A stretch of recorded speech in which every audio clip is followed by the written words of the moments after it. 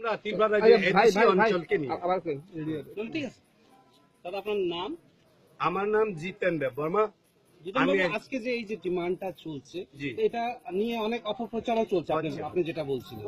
তো এখানে মূলত ত্রিপুরাল্যান্ডের প্রয়োজনটা কেন, এবং বাঙালিদের কাছেও আপনার কি আবেদন, একটু যদি বুঝিয়ে বলেন। হ্যাঁ, আমরা এটাই বলতে চাই, আজকে দিনে এই ত্রিপুরাল্যান্ডের ডিমান্ডের উপর অপপ্রচার চালাচ্ছে, এটা হচ্ছে পলিটিক্যাল ইস্যু। এবং আমরা দেখছি ত্রিপুরা রাজ্যে সবাই বলছে পাহাড়ি বাঙালি বাই বাই, আমরাও এটা মানি, এটা সত্যি পাহাড়ি বাঙালি বাই বাই। তাই আমরা দেখছি দুই ভাইয়ের মধ্যে যদি দুইটা সংসার হয় তো কারোর কোনো আপত্তি থাকার বিষয় না। তাই আমরা চাই আজকে বাঙালি ভাইয়েরা যেমন ভাবে বসবাস করছে নিজের অধিকারকে নিয়ে এবং নিজের জনসংখ্যাকে নিয়ে, তাই আমরাও চাই আজকে দিনে আমরা এই অস্তিত্ব বিপনের দিকে ধীরে ধীরে চলে যাচ্ছে। এটা আপনার পপুলেশন রিপোর্ট যদি দেখেন তাহলে সবাই বুঝতে পারবেন। এখন বর্তমানে আমরা জানি 2011 সেন্সাসে আমরা অফিসিয়ালি দেখেছি 31% রয়ে গেছে এই রাজ্যের জনজাতি এবং উপজাতি, যাদেরকে বলে আমরা বলি ওদেরকে ত্রিপুরা জাতি। সেই ত্রিপুরা জাতির অস্তিত্ব রক্ষার জন্য ত্রিপুরা যে 6 শিডিউল এরিয়া বা এডিসি এরিয়াকে নিয়েই শুধু আমরা ত্রিপুরা রাজ্য নতুন একটা রাজ্য গঠন করতে চাই, এই ত্রিপুরাদের অস্তিত্ব রক্ষার জন্য এবং তাদের অধিকার সাথে তারা যেমন বেঁচে থাকতে পারে চিরকালের জন্য। যেমন ভারতবর্ষে যে কোনো রাজ্য থেকে যার যার রাজ্যের মানুষ নিজের অধিকার নিয়ে বেঁচে থাকে, আমরাও তেমন ভাবে বাঁচতে চাই। সে বাঁচার ক্ষেত্রে আমরা আহ্বান রাখবো রাজ্যের আমাদের বাঙালি ভাইদের কাছে, যেন তারাও আমাদের বিপদের সময়ে আমাদের পাশে দাঁড়াক, আমাদের দাবিকে সমর্থন করো। আমরা জানি আপনারা সবাই আমাদেরকে ভালোবাসি এবং আমরাও ভালোবাসি। সেই ভালোবাসা এবং মানবতার ধর্মকে আমরা সামনে নিয়ে আমরা আহ্বান করছি যেন এই রাজ্যের বাঙালি ভাইরা বিভিন্ন রাজনৈতিক পার্টি থেকে যে অপপ্রচার চালানো সেটাকে কান না দিয়ে মানবতার ধর্ম পালন করে আজকে ত্রিপুরা রাজ্যে ত্রিপুরা জাতিদের অস্তিত্ব রক্ষার জন্য আপনারা এগিয়ে আসুন এবং এই ত্রিপুরাল্যান্ডের দাবিকে সমর্থন করে আমাদের সাথে আমাদের পাশে দাঁড়ানোর জন্য আমরা অনুরোধ রাখছি। এবং অনেক কিছু বলে থাকে যারা রাজনৈতিক পলিটিক্যাল ফায়দা তোলার জন্য ইলেকশন কাছে আসলে পরে পাহাড়ি বাঙালি বলে পাহাড়ি বাঙালিদের মধ্যে একটা বিভেদ সৃষ্টি করে, একটা উগ্র একটা সৃষ্টি করে রাজ্যে অশান্তি ফেলে দিতে চায়। কিন্তু আমরা চাই না রাজ্যের শান্তি, রাজ্যের উপজাতি এবং জাতি যাদেরকে বলে এই কি বলে শান্তি সম্প্রীতি, এই মৈত্রীকে আমরা চিরকালের জন্য বাঁচিয়ে রাখতে চাই।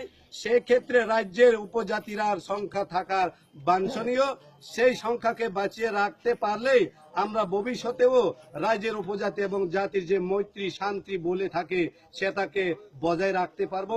সেই ক্ষেত্রে সেদিক দিয়ে দেখেও আমরা আজকের দিনে ত্রিপুরাল্যান্ড গঠন করা অতি আবশ্যক এবং সেই কাজে আপনারা সহযোগিতা করুন এই আশা আমরা রাখি। এই অনুরোধ জানিয়ে আমরা সবাইকে প্রণাম করি। আমাদের ত্রিপুরাল্যান্ড অতি সতর্কচিত হোক, সেই ক্ষেত্রে আপনাদের আশীর্বাদ আপনাদের সহযোগিতা কাম্য করি। জয় ভারত, জয় ত্রিপুরাল্যান্ড, ভারত মাতা কে, ত্রিপুরাল্যান্ড কে, ভারত মাতা কে, ত্রিপুরাল্যান্ড কে। সবাইকে নমস্কার। ভারত সরকার কোন পার্টির সরকার আমরা এদের জানি না। ভারতবর্ষ যাই চালিয়ে থাকুক তারা হচ্ছে আমাদের পিতা, আমরা হচ্ছে তাদের পুত্র সন্তানরা। সেই পিতার কাছে আমাদের আবেদন, হে পিতা, আপনি পিতার ধর্ম কর্তব্য করে আপনার পুত্রদের আপনার সন্তানদের বিপদের সময়ে এই বিপদ থেকে আমাদের বিপদ মুক্ত করুন। সেই আশা রেখে আমরা ভারতবর্ষ সেই ভারতের পিতার কাছে এই আহ্বান করি, যত দ্রুত গতিতে ত্রিপুরাল্যান্ড গঠিত করার জন্য আপনারা প্রস্তুত হন। সে না হলে এই ত্রিপুরা জাতি না খেয়েও রাস্তাঘাটে রুদ্র বৃষ্টি উপেক্ষা করে এইভাবে আন্দোলন চালিয়ে যাবে।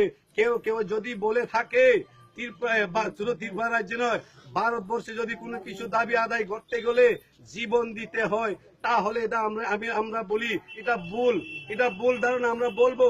কেননা আমরা দেখি সাধারণত আমাদের পিতার কাছে যদি বাবার কাছে কোনো কিছু যদি চায়, বাবা আমাকে একটা নতুন জামা কিনে দাও, আমাদের পিতা কোনোদিন বলে না তুমি আগে জীবন দাও তারপরে আমি তোমাকে জামা নতুন কিনে দেব। সে তো কোনো মানে নাই। তাই আমরা বলছি, হে ভারত আমাদের পিতা, আমরা যদি জীবনে দিতে হয় তাহলে ত্রিপুরাল্যান্ডের কি প্রয়োজন? তাই জীবন থাকতে আমরা বাঁচার জন্য লড়াই করছি, সেটাকে বাঁচিয়ে রাখার জন্যই অতি সত্বর ত্রিপুরা ল্যান্ড গঠন করার জন্য আপনারা প্রস্তুতি নিন, সেই অনুরোধ জানিয়ে, সেই আশা এবং সেই বিশ্বাসের সাথে সেই সংবিধানকে সম্মান করে আজকে গণতান্ত্রিক পদ্ধতিতে শান্তিপূর্ণ আন্দোলন করে আমরা সেই ভারতের 2 এবং 3 দ্বারা সংবিধানে লিপিবদ্ধ সেই ধারাকে সম্মান করেই গণতান্ত্রিক পদ্ধতিতে ত্রিপুরা ল্যান্ড নতুন রাজ্য এডিসি এরিয়াকে গঠন করার জন্য এই আন্দোলন চালিয়ে যাচ্ছে।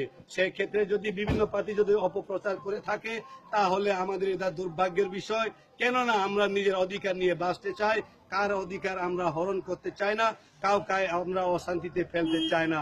তাই আমরা অশান্তি থেকে রক্ষা পাবার জন্যই, আমরা অস্তিত্ব বিপন্ন থেকে রক্ষা পাবার জন্যই নতুন রাজ্য গঠন করার জন্য আমরা এই আন্দোলন চালিয়ে যাব এবং আশা করি অতি সত্বর ভারত সরকার আমাদেরকে সাড়া দেবে এবং ত্রিপুরা ল্যান্ড গঠিত হবই, এই বিশ্বাস আশা রেখে আজকের জন্য আমরা এখানে আমার কথা বলা শেষ করছি। সবাইকে নমস্কার জানাচ্ছি।